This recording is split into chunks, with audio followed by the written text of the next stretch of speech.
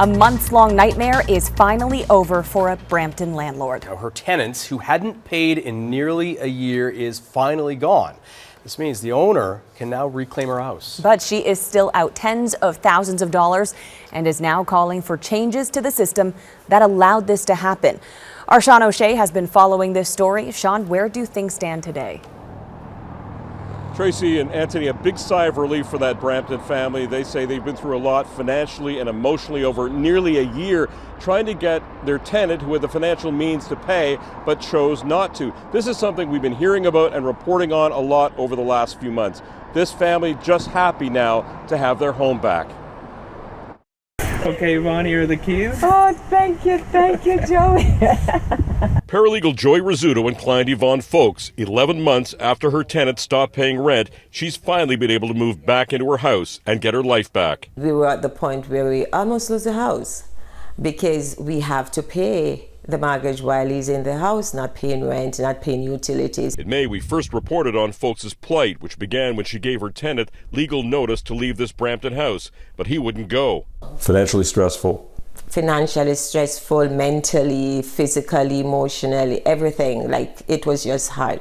When people decide that they're going to float the rules on the other side, they can drag it out, right? If someone knows what they're doing, they do have the ability to delay the process. Which is what we found in the spring. You cannot record me. Okay. Global News, it's television. I don't care. Folks was in a battle with tenant Herman Funyapi, living here with his family. It's just a liar. That's what he is. The tenant owns a trucking company and drives a shiny new truck. But the landlord-tenant system afforded him a lot of time during which he didn't pay. He used some tactics to delay this hearing.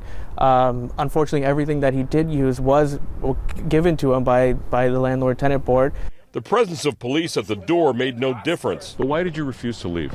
But I'm not to leave because why I have to leave? It sounds like you know the system. Of course. Why I don't know? It's normal. I have to know. The system is working for him. Yeah, they're using and it's working against me. Finally, Folks and her husband got an eviction order, and the troublesome tenant moved out. He owes $32,000 in back rent, something that will be hard to collect under the current system. I think it needs to change a lot.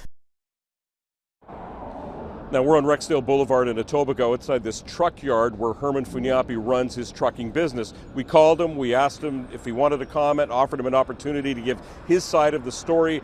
He told us he didn't trust us based on our previous reporting.